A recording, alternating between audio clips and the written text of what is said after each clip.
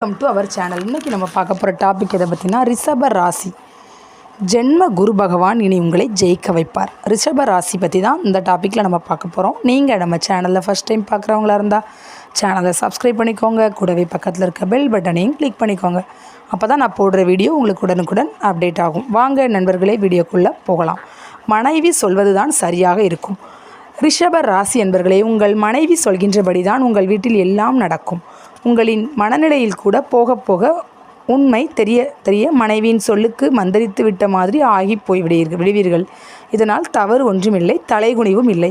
மனைவியின் ஆட்சி மனைவியிடம் இருப்பதுதான் உங்களின் ரிஷப ராசிக்கு சிறப்பும் கூட. தன்னம்பிக்கையும் தளராத முயற்சியும் எடுத்த வேலையை சரியாக செய்து முடிக்கும் ஆற்றல் உடையவர் நீங்கள். எப்போதும் சுத்தம் சுகாதாரமாக வாழ வேண்டும். தன்னை அனைவரும் பார்க்கும்படியாக உடைகளையே அணிய வேண்டும்.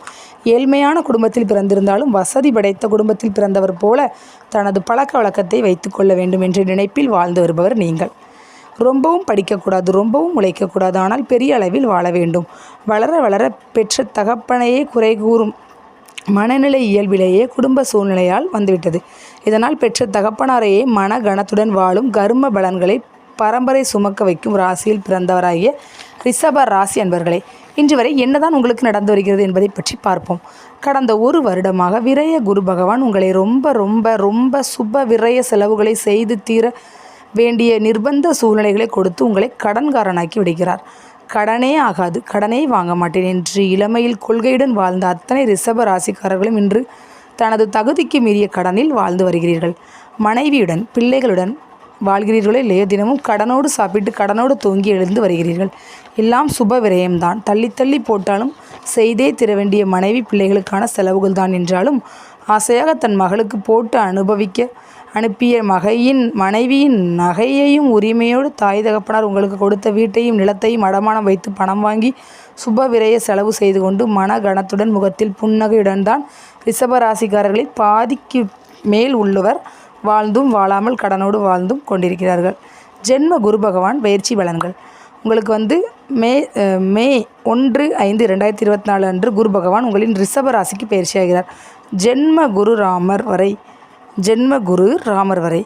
இதனால் நீங்கள் இடம் விட்டு இடம் மாறுவீர்கள். ஆடம்பரமாக அனைத்தையும் பெற்று ராஜ வாழ்க்கை வாழும் அசுரருக்கு எல்லாம் குருவாகிய சுக்கிரன் வீட்டில் தேவ குரு பகவான் ஒருவரிடம் தங்கியிருந்து தனது ஆதிபத்தியத்தை செய்யப் போகிறார். தேவ குரு பகவான் அசுர குரு சுக்கிரன் இருவருக்கும் கொள்கை வேறுபாடு கொண்ட இருவரும் ஒரு வீட்டில் பிரச்சனை தான் என்றுதான் எல்லோரும் உள்ளே நினைத்து விடுவீர்கள். இல்லை அம்மா, இல்லை ஐயா, இல்லை. யோகம் எப்படி வரப்போகிறது? அறிவு ஒழுக்கம் பண்பை போதிக்கும் குரு பகவானும் பணத்தையும் பதவியையும் செல்வாக்கையும் பரிபூரணமாக கொடுக்கும் சுக்கிர பகவானும் முழு சுப கிரகங்களாகும் நல்லதையே கொடுக்க வேண்டிய சுப கிரகங்கள் இருவரும் சேர்ந்து உங்களுக்கு போட்டி போட்டு அள்ளி அள்ளி கொடுக்க போகிறார்கள். இதனை நீங்கள் உணர்ந்து குரு பகவானுக்கும் சுக்கிரனுக்கும் கோவிலாக தேடி சென்று நன்றி சொல்லப் போகிறீர்கள். 1/5/2024 முதலே இருந்து வரும் மனகணம் மனபாரம் படிப்படியாக குறைந்து மனம் இலகுவாக பறவை போல் ஃப்ரீயாக இருப்பதை நீங்கள் உணரப் போகிறீர்கள். குரு பகவானின் பார்வை பலன்கள்.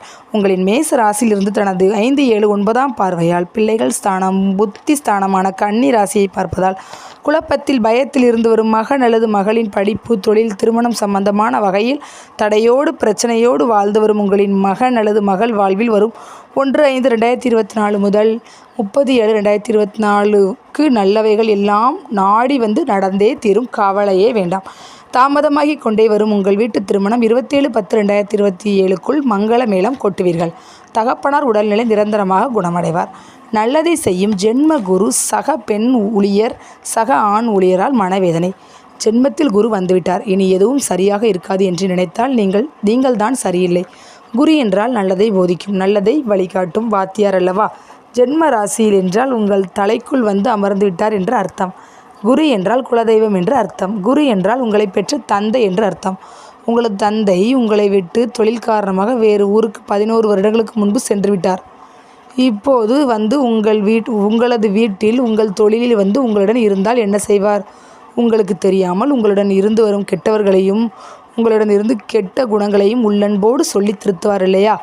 இன்றைக்கு மகனுக்கு நல்லதாக தெரிகின்றதால் நாளைக்கு மகனுக்கு கஷ்டம் வரும், நஷ்டம் வரும், நோய் வரும், பிரச்சனை வரும் என்று ஒரு தகப்பனாருக்கு தெரியும் அல்லவா? அதை நீங்கள் விரும்புகிறீர்களோ இல்லையோ? அதை உங்களுக்கு சரியாக புரிய வைப்பார். உங்களை கெடுத்து கொண்டு இருப்பவர்களுக்கும் புரிய வைப்பார் அல்லவா? இதே போலத்தான் ஜென்ம குரு உங்களை பற்றி உங்கள் கெடுதல்களை விளக்கி உண்மைகளை புரிய வைப்பார். அது நல்லது தானே? ஏனென்றால் இதற்கு அடுத்த குரு பயிற்சியால் தனம், வாக்கு, குடும்பம் என்ற பணம், புகழ், குடும்பம், பதவி உயர்வு எல்லாம் அடுத்த வருடம் வரப்போகிறது. இது கோட்சார பலன்கள் மட்டுமே. உங்களின் பிறந்தகால ஜாதகத்தின்படி இப்பொழுது நடந்து வரும் தசாபுக்தி பலன்களுக்கு தகுந்தபடி இந்த குரு பயிற்சி பலன்களும் இணைந்து வழங்கும் பலன்களை கூட்டியோ குறைத்தோ கிடைக்கப்பெறுவீர்கள் என்பதை கவனத்தில் கொள்ளுங்கள்.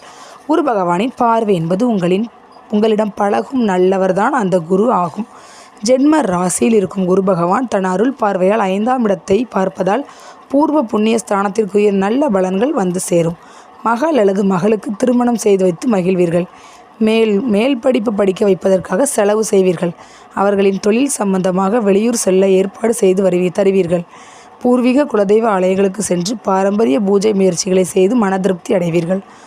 பிரதான கோவில்கள் தரிசனம், மகான்களின் சந்திப்பு, தான தர்ம காரியங்கள் செய்யும் பாக்கியம் எல்லாம் கூடி வரும். குரு பகவானின் சிறப்பு பார்வையான 7ஆம் பார்வையால் கலஸ்திரஸ்தானத்தை பார்ப்பதால் உங்களுக்கு காலதாமதமாகி வரும் திருமணம் கூடி வரும். கணவன் மனைவியிடையே இருந்து வரும் மன வேற்றுமை அகன்று மகிழ்ச்சி உண்டாகும். தாம்பத்தியத்தில் அந்யோன்யம் அதிகரிக்கும். எந்த மாற்றமும் அதில் மகன் அல்லது மகள் மனதில் மாற்றம். பாக்கியஸ்தானத்தை பார்ப்பதால் விரய குரு காலத்தில் ஏற்பட்ட மகன் அல்லது மகள் பிரிந்து போனது, இதனால் ஏற்பட்ட மனக்கவலைகளை இந்த குரு பயிற்சியில் மகன் அல்லது மகள் மனமாற்றத்தால் மகிழ்ச்சியை காணுவீர்கள். மேலும் உங்களுக்கு எதிர்பாராத விதமாக செய்து வரும் தொழிலிலும் வியாபாரத்திலும் வேலையிலும் பணமழை கொட்டப் போகிறது. கடன்கள் குறையப் போகிறது. சகோதர சகோதரிகளின் எதிர்கால வாழ்க்கைக்கு பண உதவி கொடுத்து மரியாதை தேடிக்கொள்வீர்கள்.